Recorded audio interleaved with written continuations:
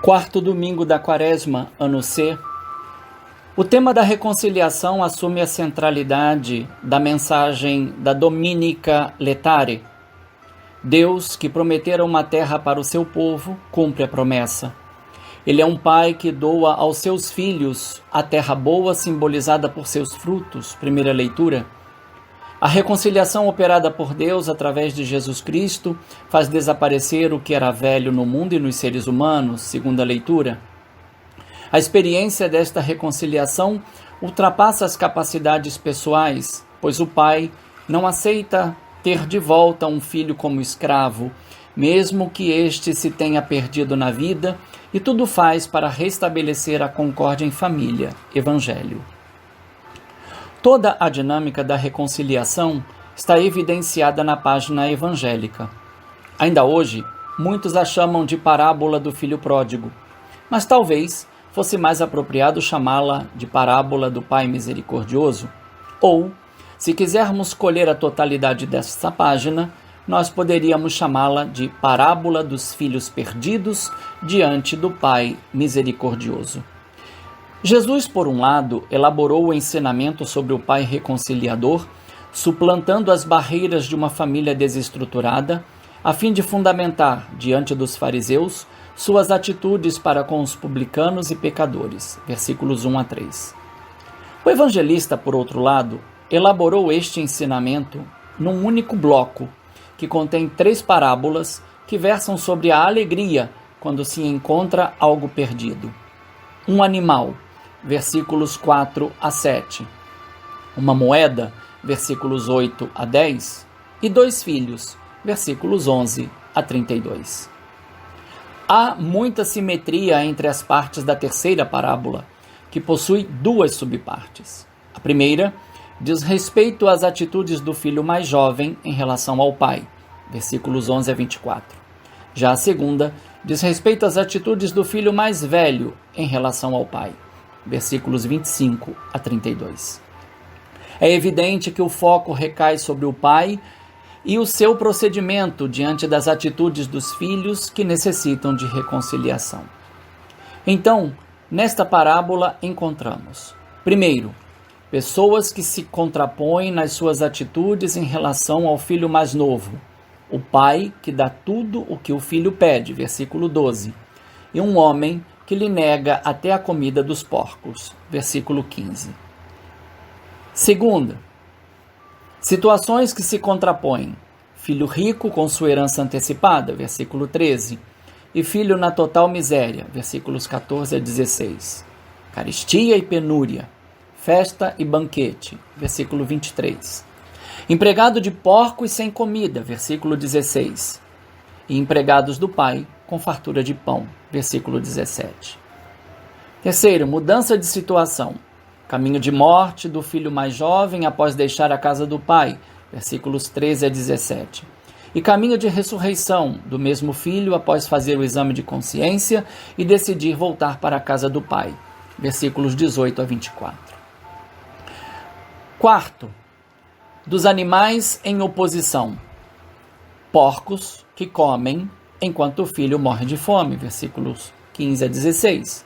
E o novilho gordo, que é morto, para saciar a fome do filho depauperado, numa festa que celebra o seu retorno, isto é, celebra a vida sobre a morte, versículo 23. Quinto, 2 filhos em oposição. Filho mais novo, versículos 11 a 24, e filho mais velho, versículos 25 a 32. Esta oposição, porém, não é só de idade, mas de atitudes em relação ao modo de ver o próprio pai. O filho mais jovem, que deixou o pai e o buscou novamente como patrão, mas descobriu que continuava filho. O filho mais velho, que nunca deixou o pai, mas sempre o tratou, apesar de ser o único herdeiro do que sobrou nas mãos do pai, como patrão. Eu trabalho para ti há tantos anos, jamais desobedeci a qualquer ordem tua, e tu nunca me deste um cabrito para eu festejar com meus amigos. Há também diferença no exame de consciência de cada um dos filhos. O mais jovem consegue fazê-lo a partir da sua situação de penúria, mas o filho mais velho não consegue fazê-lo sem a ajuda do pai. Nessas contraposições, há um elemento imutável: o pai dos dois filhos.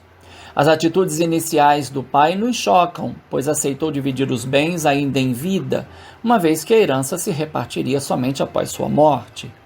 Todavia, as atitudes do pai frente ao filho maltrapilho, que retorna, versículos 20 a 24, e frente ao filho irresoluto, que se nega a entrar em casa para acolher o próprio irmão, versículos 25 a 29, servem para revelar o plano de Deus concretizado em Jesus Cristo. Quer que todos os seres humanos sejam salvos e cheguem ao pleno conhecimento da verdade. 1 Timóteo 2,4. Assim, as atitudes do Pai misericordioso se revelam incondicionais nas ações do Filho misericordioso e compassivo. Diante do ser humano, representado pelos israelitas que festejam a Páscoa na Terra Prometida, pelos cristãos de Corinto exortados a se deixarem reconciliar com Deus e pelos dois filhos perdidos da parábola do Pai misericordioso, aprende-se que Deus sempre nos surpreende. Ele é fiel a todas as suas promessas. Primeira leitura. Ele quer a reconciliação do ser humano com ele e entre si. Segunda leitura. Ele está disposto a esperar o tempo necessário para reaver o filho distante, bem como a entrar em diálogo com o filho que nunca deixou a casa paterna, a fim de reconciliar todos no seio de sua família, que por Jesus, seu Filho unigênito, se tornou a Igreja Evangelho. A reconciliação que se almeja alcançar através da conversão é o amor aceito e celebrado. Ela é uma escolha pessoal diante da oferta feita por Deus. Todavia, a reconciliação pode ser favorecida pela oferta dos bens prometidos citados na primeira leitura, pela condição ignominiosa dos filhos tratada no Evangelho, ou instigada pela atuação incansável do ministério da Igreja, que continua ecoando a voz do apóstolo Paulo: deixai-vos reconciliar com Deus. A reconciliação é sempre um passo de Deus na nossa direção. É sua oferta generosa de amor. Já a fuga da casa de Deus e do bem que ela representa, na maioria das vezes não valorizado, são sempre um passo do ser humano. O desejo de liberdade é um impulso de Deus em nós, mas pode ser direcionado de forma equivocada, quando não há conhecimento do que possa ameaçar nossa vida de comunhão com Deus pelo afastamento. Enfim, a reconciliação não acontece sem o reconhecimento das decisões erradas e sem o abandono da situação de pecado, na qual podemos entrar e nos reencontrar em Deus Pai, pelo Filho na unção do Espírito Santo. Assim, a reconciliação, para acontecer de fato, não pode prescindir da livre aceitação da graça e do perdão de Deus em Jesus Cristo.